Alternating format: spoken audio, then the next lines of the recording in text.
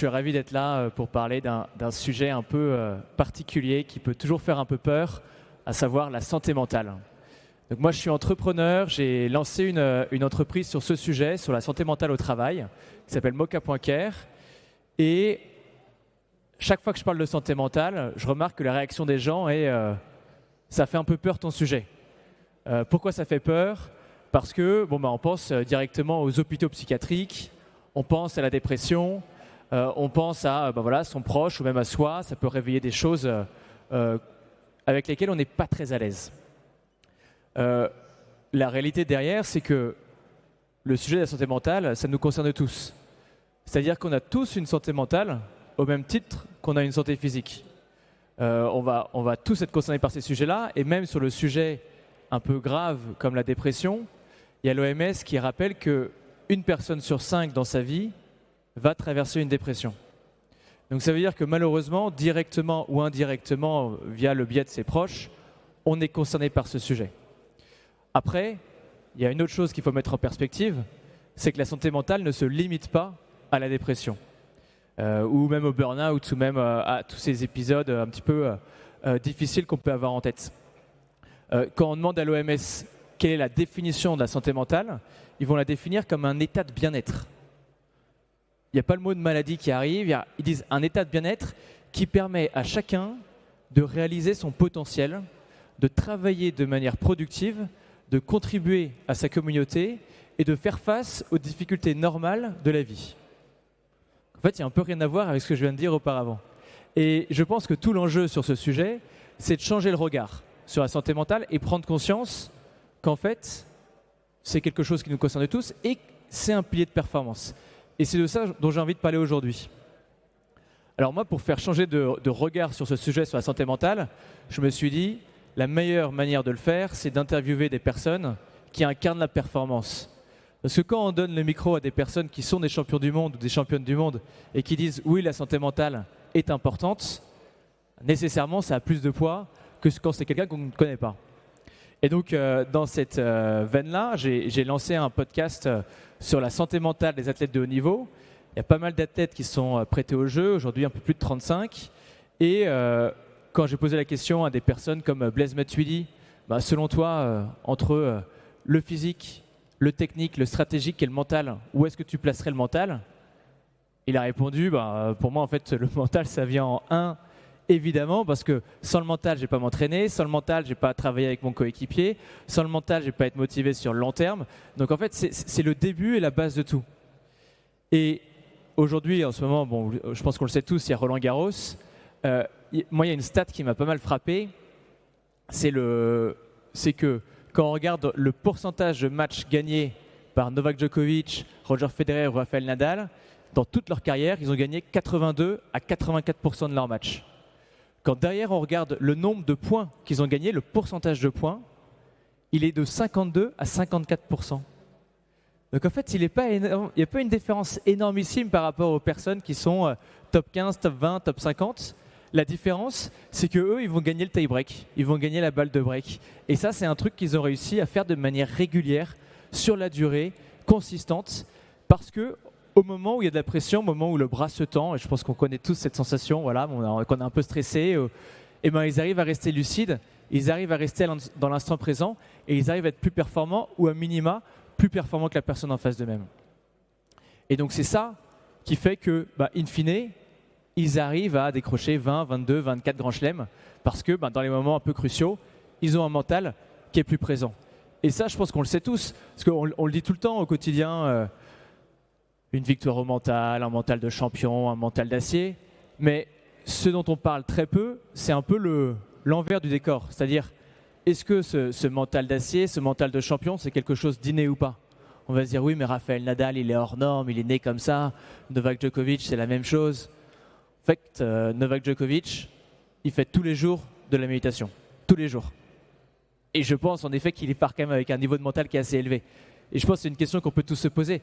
Est-ce que chacun ici, on prend ne serait-ce que 5 minutes pour faire attention à sa santé mentale au quotidien. Alors encore une fois, santé mentale en prenant du recul, ça peut simplement être de la respiration, de la cohérence cardiaque, de la méditation, le fait de parler à quelqu'un, comment est-ce que je vais retrouver de l'énergie. En tout cas, les personnes qui sont au top du top de la performance, eux le font. Quand j'ai posé la question à Antoine Dupont, donc capitaine de France de l'équipe de rugby, est-ce que tu vas voir une psychologue ou un psychologue?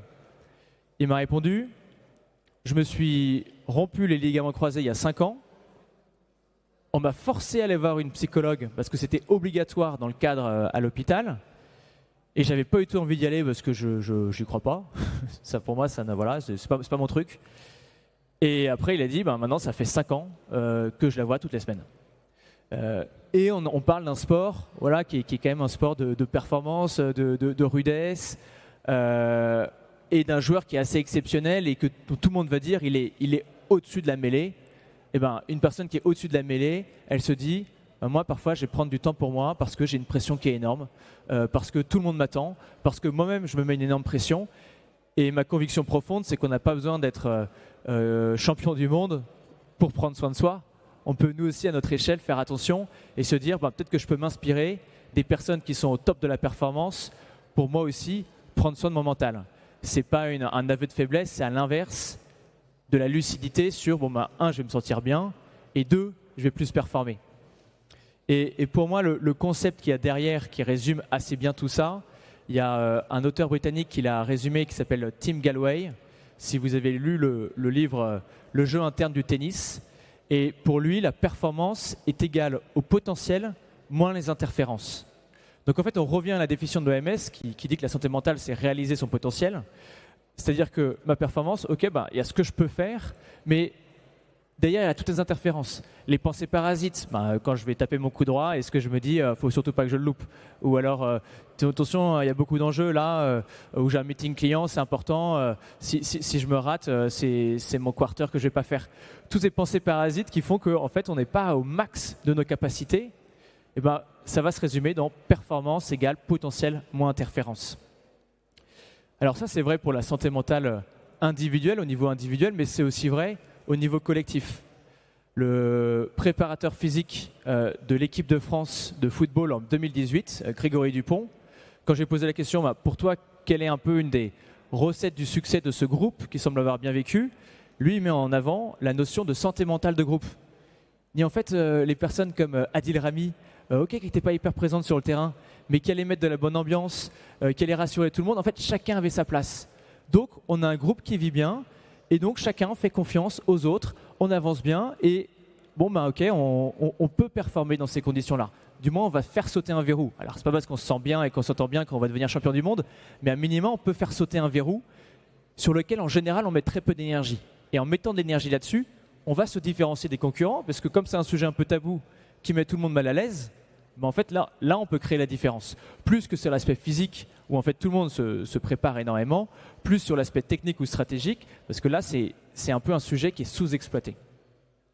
Et ce qui est intéressant, c'est que quand on regarde même le monde de l'entreprise, on en revient un peu à cette idée. Il y a Google qui a fait en 2012 un projet de 3 ans. Ils l'ont appelé le projet Aristote.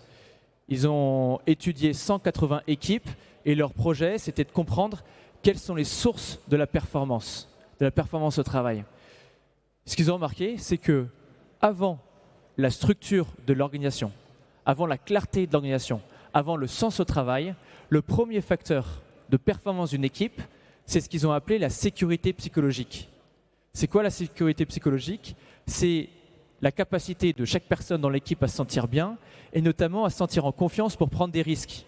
Parce qu'en fait, si on ne se sent pas en confiance pour prendre des risques, quand j'ai une idée, je vais la garder pour moi parce que j'ai peur de passer pour un imbécile, parce que j'ai peur qu'on me juge.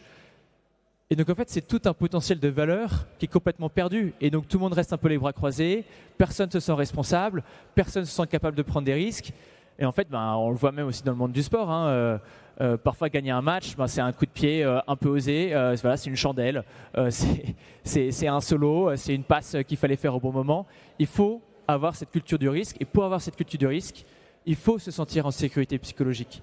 Donc, dans le monde du sport, dans le monde de l'entreprise, quand on demande au monde du sport et au monde de l'entreprise quel est le premier facteur de performance, c'est toujours la même chose qui revient, c'est le mental, la santé mentale, le psychologique. Et à côté de ça, en général, on en parle très peu.